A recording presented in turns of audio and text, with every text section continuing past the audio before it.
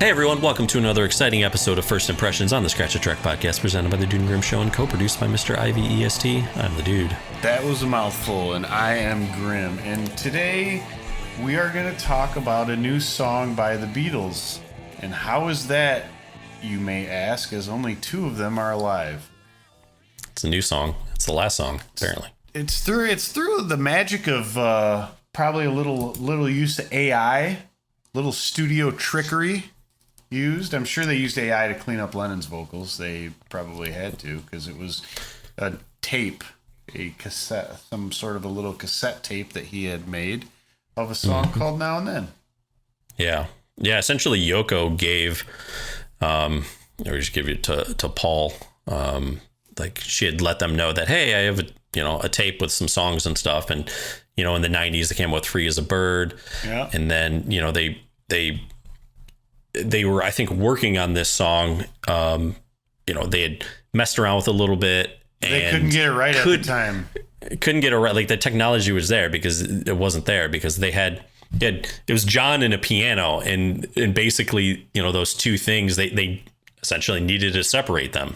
And that's also part of the reason, like George, like they started working on this, and then George was just like, man, it's just not good enough. Like the recording just isn't good enough. This isn't working. And so they put it down. George passed away in 2001. But then if you've seen the Peter Jackson documentary, they did some really cool stuff there with being able to separate the audio and separate certain things into tracks. They just did this also on the new Beatles Revolver remix, remaster, whatever they're calling it, album. And so they took that same technology and they applied it to this track. And man, like in that little short documentary, when you just his voice, it's real good. It's so clean, man. Yeah, like it's so clean. It's amazing what that technology does and how they cleaned it up. And it's just I don't know, you could call it a novelty or whatever you want to call it, but it's just kind of a cool thing to be able to do that. And I don't think, I don't think people are going to be like, oh, this is the best Beatles song that there ever was.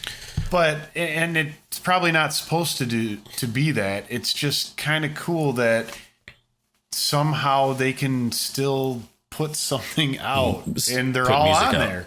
Because they at least gave it enough of a stab where they could use some of the stuff that Harrison did before he died. Yeah. And I think that's awesome, man. I think it's really cool. And like you said, this is not going to go down as my favorite Beatles song, but dude, it's just fun hearing something new from the Beatles. Like, I mean, you hear John Lennon's voice. Yeah. And you're just like, how can you not just love that? I mean, if you're a Beatles fan, you're pretty much going to love it. I mean, we could get overly critical into the song, but man, dude, it sounds good, man. Yeah, it sounds good. It's a nice song. I have no complaints about it. I mean, it probably wouldn't fit in well on the White Album. I don't know. Here's the thing. I don't know if it would fit in well on any of the Beatles albums. I know. I mean, and I think Free as a Bird, like, a very close friend of the show and co-producer, Mr. IVEST, made the comment that it sounds super overproduced, which, of course, and my comment was, of course, it would be. Yeah, I mean, here's the thing. Today, I mean, they would have had to dumb it down. I mean, everything. There's no reason to put out like bad sounding music now. Technology is like so amazing. I think his point is it's almost like there's probably string, like it's just so much, Yeah. There's so much. I mean, they did, not that the Beatles didn't do that before with like string arrangements and things like that, but I would be curious to know how many tracks they used on this song versus the most tracks. And it's hard to say what are the most tracks the Beatles ever did or use, because back then they would have to like, what do you call bounce them. I'd call it bouncing them, but you'd have to do several stages of mix down, right? That's a interesting thing, man, because it's a real pain in the ass to go back once you've done that. Like, you better be pretty damn certain of we got it. Yeah. Yeah. So, anyways, if anybody happens to know out there how many tracks they used on it, I couldn't. They didn't really talk about that in the that short little documentary, and I haven't found anything online. But it would really be interesting to know, and that's why it's like it is going to have that produced sound. It is, his vocals sound so unbelievably clean. The acoustic guitar on it sounds very clean. The piano, everything, they just did a really nice job of kind of doing it. I felt like there was like maybe a few elements I would have liked to, and I don't know if they would have fit, but if they could have somehow put in, I don't think there are the classic sort of oohs and ahs that are in like a Beatles song in the background harmonies and vocals. The tough part is it could only be Paul now. I don't know how much of that. I don't know how much Ringo did though, because to me, when you hear that stuff, a lot of times you can hear that it's Lennon, or you can hear that it. You know what I mean? Yeah.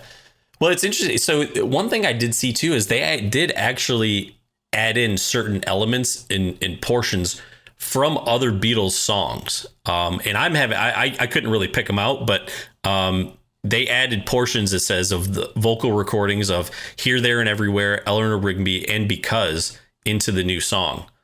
So I haven't been able to pick those out yet. I've kind of listened to it a bunch of times, but I'd be curious like what those are. Yeah, I guess I want to listen back to it now. Just knowing that, I want to hear it back again because I hadn't read. I had watched the documentary, the mini documentary before doing this, but I hadn't done all the others.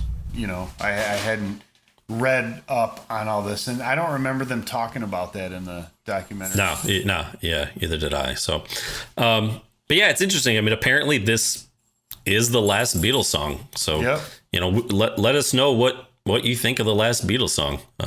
Is it like, subscribe, and comment below?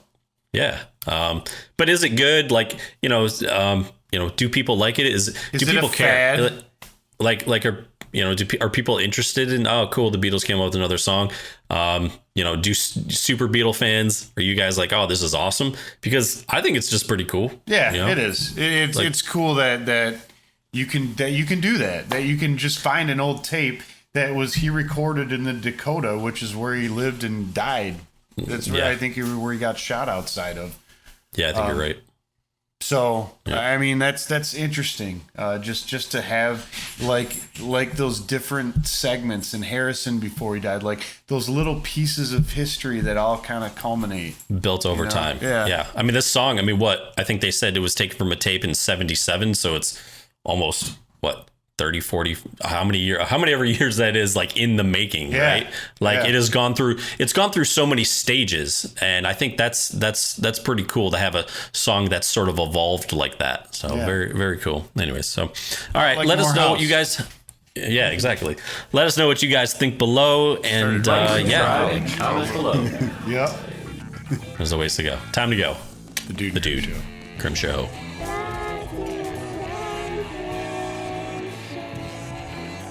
Scratch Your Track is produced by The Dude and Grimm. Additional music provided by Moore and the Tims. Copyright 2023. The Dude and Grimm Show.